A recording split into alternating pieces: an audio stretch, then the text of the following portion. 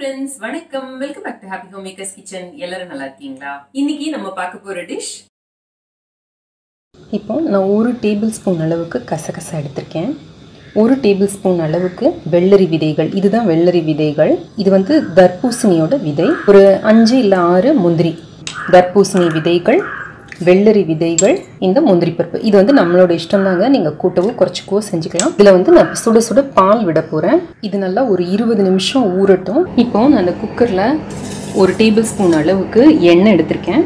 இதை இப்போ நம்ம சூடு பண்ணிக்கலாம். சூடு பண்ணிட்டேன். இப்போ எண்ணெய் நல்லா சூடாக இருக்கு. இதில் 1 டீஸ்பூன் அளவுக்கு சோம்பு, ஒரு சின்ன பீஸ் பட்டை, 6 கிராம்பு, ஒரு கருப்பு ஏலக்காய், ஒரு பச்சை ஏலக்காயிலேருந்து அரிசி மட்டும், ஒரு சின்ன பீஸ் ஜாதி பத்திரி, கல் பாசி, இது 1 டீஸ்பூன் அளவுக்கு. இதை போட்டு இப்போ நல்ல வாசனை வர வரைக்கும் நம்ம வதக்கிக்கலாம். இதோட 3 பச்சை மிளகாய் ஆட் பண்ணிக்கிறேன். இது உங்கள் காரத்துக்கு ஏற்றபடி ஆட் பண்ணிக்கோங்க. நம்ம இதில் காஞ்ச மிளகாய் தூளும் ஆட் பண்ண போகிறோம். ஸோ அதை அட்ஜஸ்ட் பண்ணிக்கலாம். 2 நாட்டு தக்காளி நல்லா மையா வேகிற வரைக்கும் நம்ம வதக்கிக்கலாம். இப்போ இதோட ஒரு 1/4 டீஸ்பூன் அளவுக்கு மஞ்சள் தூள், தேவையான அளவு சிகப்பு மிளகாய் தூள், இது உங்கள் காரத்துக்கு ஏற்றபடி நீங்கள் அட்ஜஸ்ட் பண்ணிக்கோங்க. நான் ஒரு 1/2 டீஸ்பூன் அளவுக்கு சேர்க்குறேன். ஏற்கனவே நம்ம பச்சை மிளகாயும் சேர்த்துருக்கோம். கொஞ்சம் கலருக்காக ஒரு 1/4 டீஸ்பூன் அளவுக்கு காஷ்மீர் மிளகாய் தூளும் சேர்க்குறேன். இப்போ இதை சேர்த்து நல்லா வதக்கிக்கலாம். இப்போ தக்காளி நல்லா கரைஞ்சிருச்சு. புதினா இலைகள், ஒரு சின்ன கொத்து புதினா இலைகள் போட்டுக்கிறேன். இதையும் போட்டு நல்லா ஒரு வதக்கிக்கலாம். இதில் கருவேப்பிலை, மல்லி இலை அது எதுவும் தேவையில்லை. இந்த புதினா தான் அதில் ஒரு நல்ல ஃப்ளேவர் கொடுக்க போகுது. லேசாக ஒரு வதக்கிட்டேன். ஒரு சின்ன பீஸ் காலிஃப்ளவர் எடுத்து அதை பொடியாக கட் பண்ணி வச்சுருக்கேன்.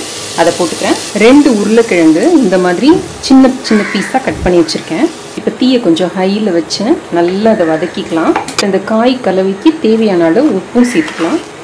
இப்போ இதை நல்லா வதக்கிக்கலாம். இந்த காயெல்லாம் நல்லா வதங்கியிருக்கு.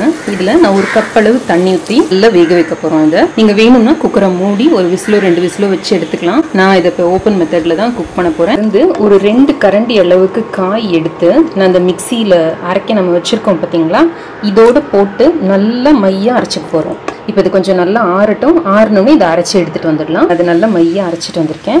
இதை இப்போ நம்ம வேக வச்சுருக்கிற இந்த காய்கறி கலவையோடு சேர்த்துக்கலாம். இப்போ ஒரு 1/2 கப்போ 1 கப்போ தண்ணியும் சேர்த்து இந்த மிக்சியை அலசி இதில் ஊற்றிக்கலாம். இப்போ நான் 1 கப் அளவுக்கு தண்ணி சேர்த்துருக்கேன். திரும்ப ஆன் பண்ணிக்கலாம் ஸ்டவ்வை. ஒரு கொதி வர்ற வரைக்கும் இதை கொதிக்க விட்ட போகிறோம். ரொம்ப கொதிக்க விட வேண்டாம். இப்போ இது நல்லா சேர்ந்து எல்லாம் ஒரு கொதி வர ஆரம்பிக்குது. இதில் நான் ஒரு 1/4 டீஸ்பூன் அளவுக்கு வெல்லம் ஆட் பண்ணுறேன். போட்டு நல்லா கலந்து விட்டுடுங்க. ஆஃப் பண்ணிடலாம். இந்த குருமா வந்து இடியாப்பம், ஆப்பம் அந்த மாதிரி ஐட்டம்ஸ்க்கு ரொம்ப நல்லாயிருக்கும். சப்பாத்திக்கு கூட ரொம்ப நல்லாயிருக்கும். ரைஸோடு பிசைஞ்சு சாப்பிட்றதுக்கும் நல்லாயிருக்கும்.